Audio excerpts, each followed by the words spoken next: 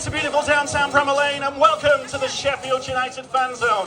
It's time now to introduce a very, very special guest.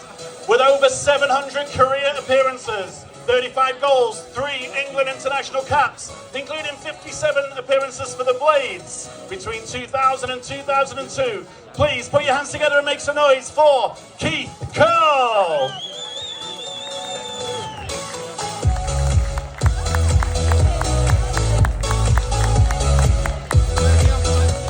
Fantastic. So Keith, obviously didn't have the fan zone when you played here. What do you think of this? I've got to say, I've come back to the football club for the first time for a while now, and it's fantastic the change that has happened. But I think the pleasing thing is there's still some familiar faces. When I was here, Sir Reception, Curle the Kitman. I think that's always a good sign when you get that continuity behind the scenes as well. 100%, 100%. So, like I said, what an amazing career you've had. Over 700 appearances. Came to the Blades probably a little bit later in your career, signed in 2000. 57 appearances. What do you remember about initially signing for Sheffield United? Well, I could have come 2 years before that. Neil Warnock, who was manager at the time, was chasing me and wanted me to go into coaching. I still felt that I had years to play, so I signed an extension of Wolves and stayed for Wolves for another 2 years. Then I came with the intention of mainly doing coaching when I first came here. But I found myself, like I say, playing for another 2 years under Neil, and then I went into management and coaching, and again joined back up with Neil later on. Love that. So your initial thoughts on Sheffield United came wanting to get that coaching experience, but you also wanted to play as well. How was it? How was it playing for Sheffield United? What do you remember, the atmosphere at Bramall Lane?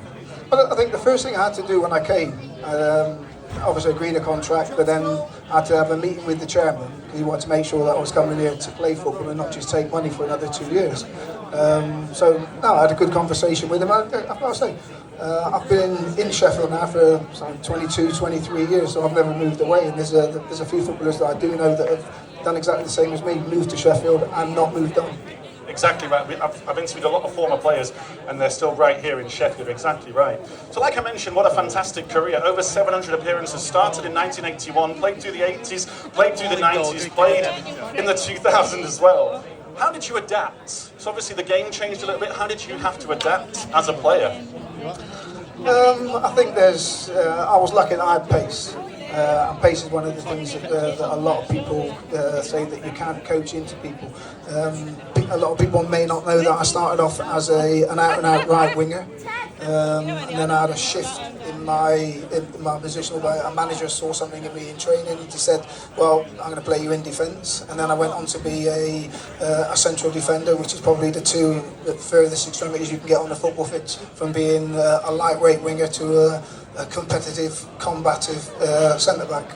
Definitely. So, did you feel, obviously playing in the 80s as a centre-half, then come into here early 2000s, what were the differences in the game for you as a centre-half?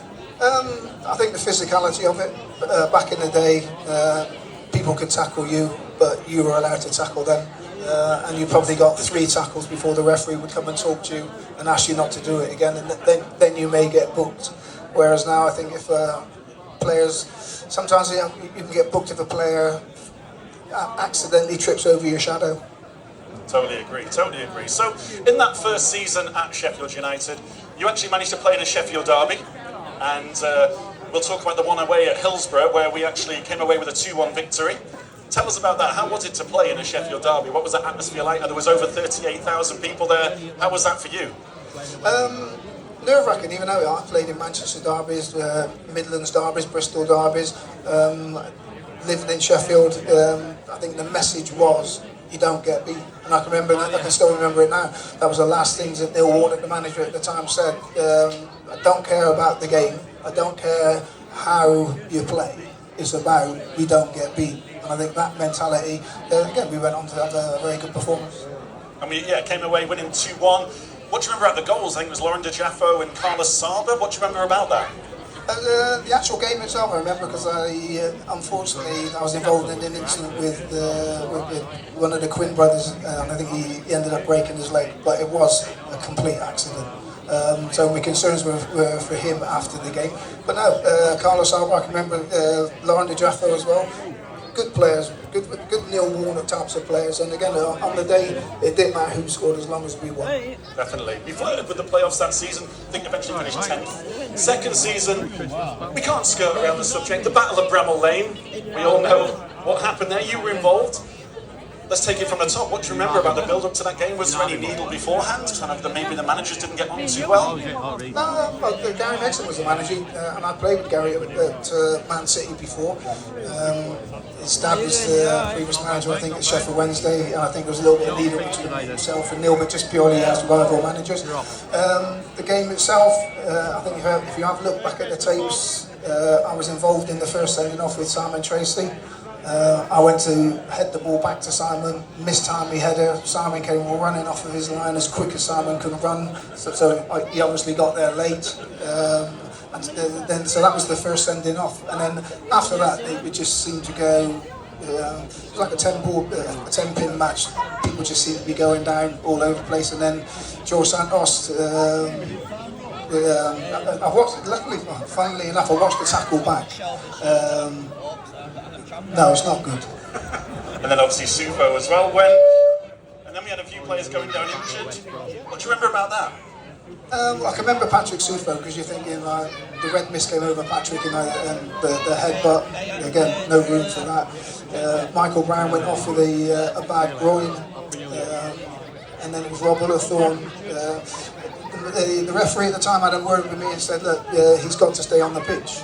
I had a word with the referee and said, look, he's a professional athlete. He's told you that he's injured and no longer and can't continue. And the referee said, well, if he goes off, you have to abandon the game. I said, well, if the lad stays on and he endangers himself or continues to have any injury concerns, you're going to be held accountable for it. And he said, well, I'm going to have to call the game off. And that was it, the game was called off. I saw Gary Megson the next day at the golf club, and again, he was raging and fuming, but more so that he wanted the 3 points.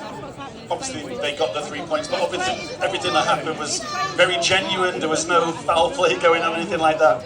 No, again, I was around at Neil's house in the morning. Apparently they had lip-reading experts trying to dialogue the conversation that I had with Neil.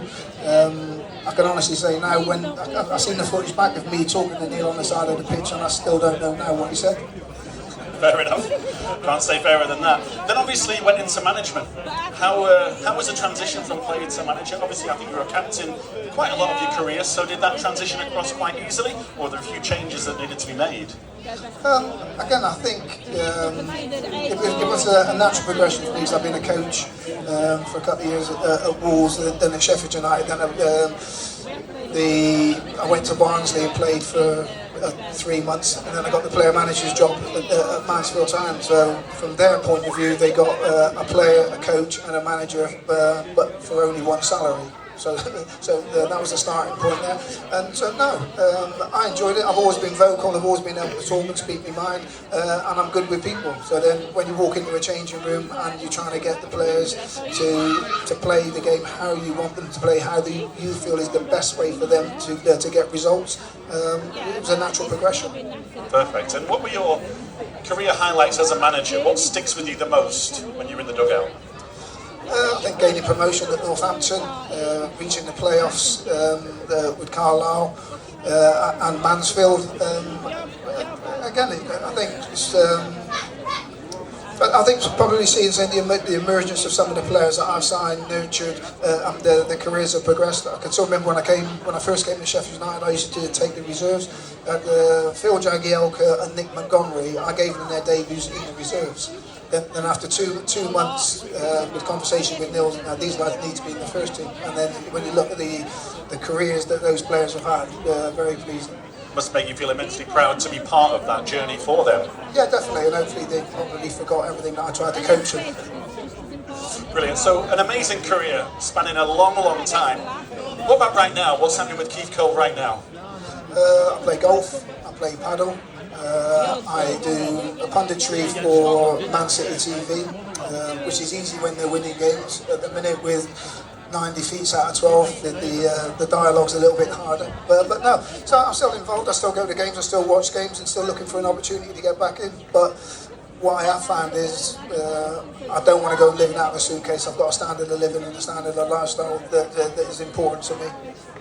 Well, it's fantastic to speak to former pros. With a career like yourself, it's even better to speak to someone like yourself. So ladies and gentlemen, boys and girls, please give it up for Keith Curle.